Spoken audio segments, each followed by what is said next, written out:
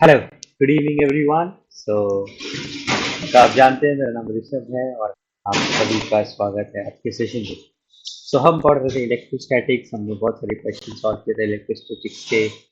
आज के सेशन में भी हम कुछ क्वेश्चन सॉल्व करने वाले हैं, लेकिन आज के क्वेश्चन कुछ अच्छे होने वाले हैं, एडवांस लेवल वाले चाहिए, एडवांस के लेवल के। तो आज एक नेक्स्ट लेवल के क्वेश्चन हम सॉल्व करने वाले हैं। तो बिना देर करे स्टार्ट करते हैं, राइट? चलो,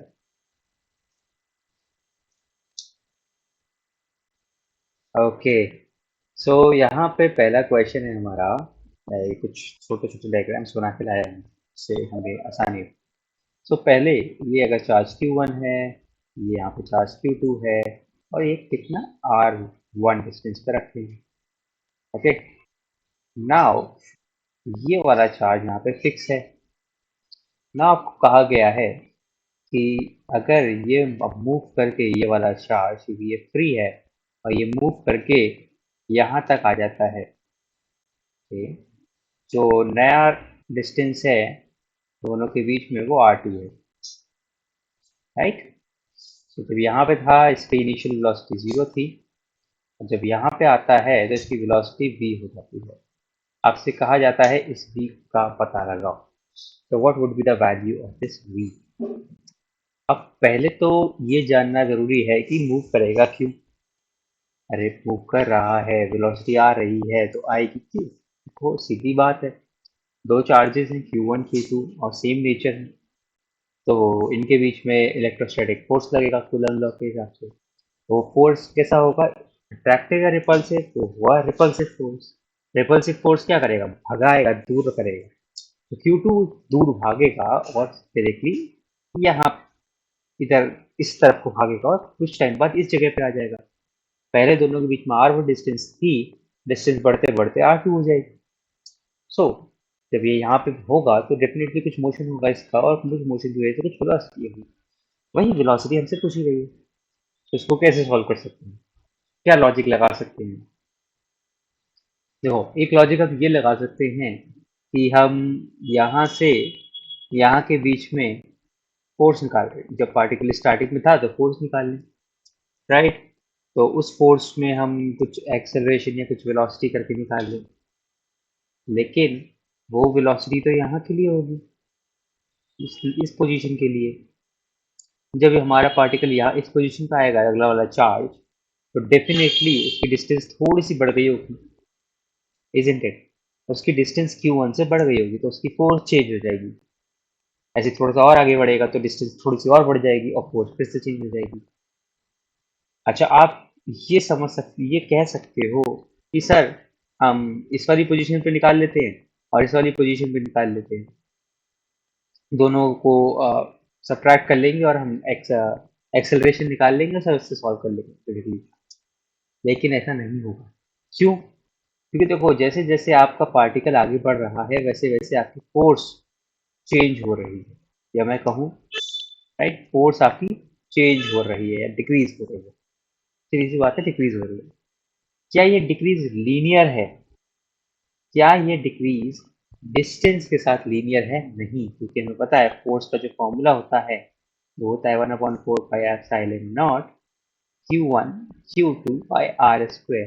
तो ये लीनियर नहीं है। देखो, आप डिस्टेंस के साथ, यानी कि उन दोनों चार्जेस के गैप के साथ लीनियर नहीं है, बल्कि इन्वर्सली प्रोपोर्शनल है स्क्वायर के। इसीलिए हम डायरेक्टली यहाँ पे नहीं निकाल सकते, तो हमें यूज़ करना पड़ेगा यहाँ पे एक मैथमेटिक्स का टूल, जिसको हम बोलते हैं इंटीग्रेशन। राइट, आपका पसंदीदा टॉपिक, तो पता है आप लोगों को बहुत प्यारा इंटीग्रेशन से, बहुत अच्छे से पढ़ा हुआ है आपने, बहुत अच्छे से आता है आप सभी को। तो आप सभी इंजॉय करने वाले हो इस इंटीग्रेशन की जर्नी, राइट? चलो जी, तो इसको सॉल्व करते हैं। कैसे करें, कैसे करें सॉल्व? चलो मानते हैं, एक डायग्राम इसको दोबारा बना लेते हैं। ये चार्ज हमारा Q1 जो कि फिक्स है, राइट? ये हमारा Q2 यहाँ पे रखा है इनिशियली, जिसके यहाँ से यहाँ तक डिस्टेंस है R1। अब थोड़ी देर बाद एक्चुअल एक्चुअल पोजीशन तो ये है जो यहाँ पे है, लेकिन अब कहते हैं कहीं बीच में यहाँ पे आके रुक जाओ, और यहाँ से यहाँ की डिस्टेंस जो होती है वो x होती है। राइट। ओके, बीच में रुक गया। एलिमेंट लेकर थे यार, कुछ उसी तरह से हम करेंगे। तो अब यहाँ पे बीच में रुक गया। तो अब हम क्या करें, इस पोजीशन पे जो Q2 चार्ज है, इनके बीच में फोर्स निकालते हैं Q1 और Q2 के बीच में।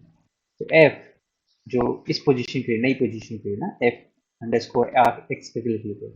तो कितना हुआ, K लिख लेते हैं डायरेक्टली। तो चार्जेस हैं Q1 Q2 और उनके बीच में डिस्टेंस कितना है, एक्स का स्क्वायर। ओके। अच्छा, फोर्स हमें पता है, न्यूटन सेकेंड लॉ। फोर्स की वैल्यू क्या होती है, फोर्स होता है मास इंटू एक्सेलरेशन, राइट। तो सपोज करते हैं Q2 का मास जो है m है, m a जो कि फंक्शन ऑफ x है, equals to k Q1 Q2 by X square. लिख सकते हैं भला, लिख सकते हैं सर, बिल्कुल लिख सकते हैं। तो यहाँ से एक्सेलरेशन की वैल्यू मुझे मिल जाएगी, क्या होगा, k Q1 Q2 by M X square, है कि नहीं। जी सर। अच्छा, मैं एक्सेलरेशन को और क्या लिख सकता हूँ, देखो यहाँ पे साइड में मैं यहाँ पे छोटा सा बताता हूँ आपको, आपने पढ़ा होगा। तो एक्सेलरेशन को मैं लिख सकता हूँ dv by dt, isn't it? लिख सकता हूँ। अगर मैंने ऊपर नीचे dx से मल्टीप्लाई कर दिया तो क्या आ जाएगा, dv, देखो ये dx और ये dt मिलके बन जाएगा v, और ये dv तो पहले से ही है, और एक dx नीचे बचेगा, isn't it? तो यही चीज मैं यहाँ पे यूज करूँगा। ओके, तो यही चीज को यूज करते हुए, यस, यहाँ पे लिख सकते हैं मैं v dv बाई dx बराबर k Q1 Q2 by M X square. ओहो, चलो इसी को आगे कंटिन्यू करते हैं और अब इंटीग्रेट करते हैं। चलो यहाँ और बचेगा v dv, यहाँ बचेगा k Q1 Q2 dx upon, okay, आ जाओ आ जाओ आ जाओ, क्या क्या, एम एक्स स्क्वायर, ठीक है। इसलिए चाहिए, अब यहाँ पे इसको यहाँ पे लाते हैं, ठीक है। तो ये हो जाएगा, अब इंटीग्रेशन कर दो, तो इंटीग्रेशन करेंगे, integration of V D V बराबर K Q1 Q2 upon M, ये तो है कांस्टेंट। इंटीग्रेशन के अंदर क्या बचेगा, D x upon x square. Limits लगाओ भाई, लिमिट देखो पहली पोजीशन पे जब x की वैल्यू थी, कहाँ से स्टार्ट कर रहे हैं, R1 से, और x की वैल्यू जा कहाँ तक गई है, R2 तक। तो v की वैल्यू वहां पे कितनी थी, u जो कि था 0, और फाइनली था v जो कि हमें निकालना है। सॉल्व करो, v का स्क्वायर, v का इंटीग्रेशन क्या होता है, v का इंटीग्रेशन होगा v स्क्वायर बाई 2। लिमिट लगा दो 0 से लेकर v है। यहाँ पे k Q1 Q2 by m common, x square का इंटीग्रल 1/x स्क्वायर का, देखो x की पावर n का होता है, x की power n plus one by n plus one. तो ये हो जाएगा x की पावर -2 प्लस वन करेंगे तो हो जाएगा x की पावर -1 अपॉन -1, तो -1 अपॉन x। सॉल्व किया, लिमिट लगाई आगे ना आगे, यहाँ पे रखा तो ये हो जाएगा v स्क्वायर बाई 2, ये हो जाएगा k Q1 Q2 by m, minus को अगर अंदर लेना है तो ये हो जाएगा 1/R1 बाय -1/R2। तो this will be, okay, v की वैल्यू यहाँ से निकाल लेते हैं, चलो। तो अंडर रूट में आ जाएगा 2k Q1 Q2 bye m bracket में 1/R1 minus 1/R2। So this will be the value of v, okay, right. So यहाँ से हमारा आंसर आ गया। तो यहाँ पे हमने थोड़ा सा इंटीग्रेशन इस्तेमाल किया। अच्छा, आपको समझ में आना चाहिए कि इंटीग्रेशन इस्तेमाल क्यों किया। इंटीग्रेशन इस्तेमाल हमने इसलिए किया क्योंकि देखो कुछ वैरी कर रहा था, क्या, फोर्स कंटिन्यूसली वैरी कर रहा था, और वो फोर्स वैरी कर रहा था, लीनियर भी नहीं था, वो डिस्टेंस के साथ इनवर्स में स्क्वायर के हिसाब से वैरी कर रहा था। अगर लीनियर भी होता तो भी हम ये लिख सकते थे कि अगर इतना डिस्टेंस बढ़ा तो इतना फोर्स कम हो जाए, लीनियर वेरिएशन नहीं था, राइट। इस वजह से हम हमें इंटीग्रेशन का रास्ता चूज कर सकते। आई होप ये आपको समझ में आया होगा और हमारा फाइनल वेलोसिटी कुछ ये वैल्यू आएगा, राइट।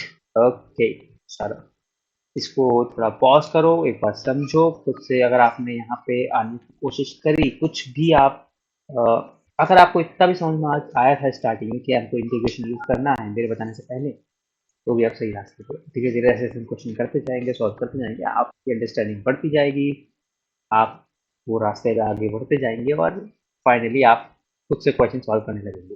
राइट, चलो ठीक है, आगे बढ़ते हैं नेक्स्ट क्वेश्चन की तरफ। अच्छा देखो, नेक्स्ट क्वेश्चन में हम क्या करेंगे, यहाँ पे हम लिख लेते हैं क्वेश्चन नंबर 2।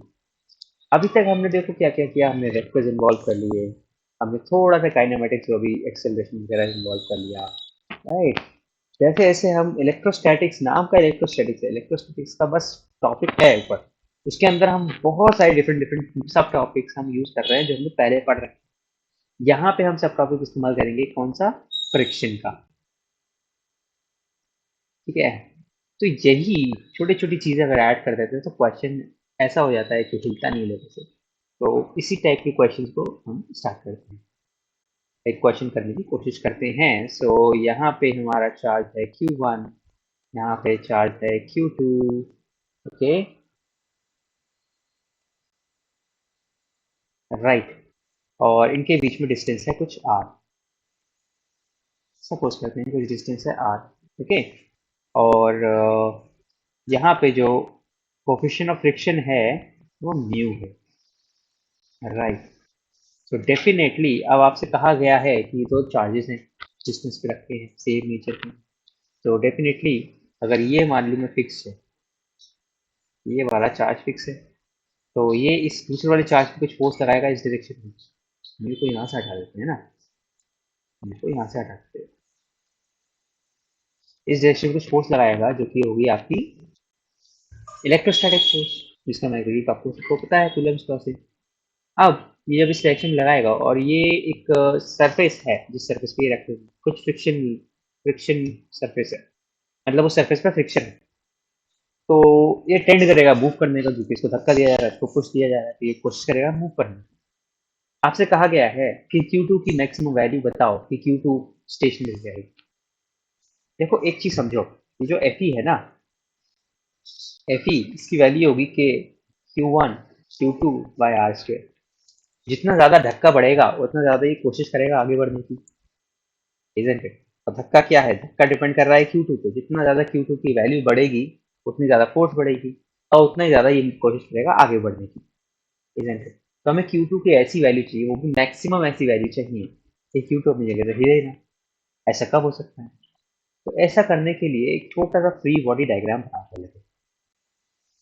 ठीक है, अभी फ्री बॉडी डायग्राम है, इसमें इसका कुछ मास लग रहा होगा mg, कुछ नॉर्मल रिएक्शन लग रहा होगा, और ये जो बाहर की तरफ फोर्स लग रहा है Q2 इलेक्ट्रोस्टैटिक, डेफिनेटली Q1 की वजह से।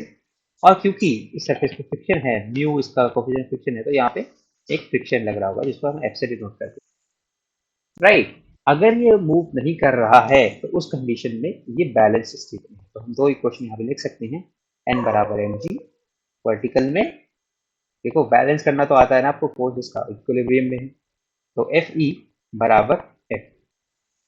ठीक है, एफ ई है हमारा 1/4 pi epsilon naught Q1 Q2 by R square. F है हमारा एफ, एफ ही लिख देते हैं, राइट। अब देखो क्योंकि फ्रिक्शन लग रहा है और ये मूव नहीं करे, और फ्रिक्शन के बारे में हमें एक चीज पता है कि friction is a self adjusting force, ये चीज पता है ना हमें। फ्रिक्शन जो है एक सेल्फ एडजस्टिंग फोर्स है, यानी कि वो खुद को एडजस्ट कर लेता है। फ्रिक्शन की वैल्यू कहाँ से कहाँ तक होती है, फ्रिक्शन की वैल्यू 0 से लेकर एफ मैक्स तक होती है, ये सब कुछ हमने फ्रिक्शन में पढ़ा है, फ्रिक्शन चैप्टर में। ठीक है, अगर फ्रिक्शन इस रेंज के अंदर रहता है तो हमारी बॉडी मूव नहीं करेगी, लेकिन अगर फ्रिक्शन इस रेंज से बाहर जाता है तो हमारी बॉडी मूव करने लगेगी। और हमें क्या चाहिए कि हमारी बॉडी मूव ना करे, तो friction should be less than या इक्वल्स टू एफ मैक्स होना चाहिए। राइट, एफ मैक्स की वैल्यू क्या होती है, ये होती है म्यू एन। तो यहाँ पे रख देते हैं हम अपना फटाफट, फ्रिक्शन हमारा क्या है, एफ ई की वैल्यू हमने यहाँ क्वेश्चन नंबर 2 से लिख लेते हैं, 1/4 pi epsilon naught Q1 Q2 by R square should be less than equals to F max, जो कि म्यू और m की जगह mg, राइट।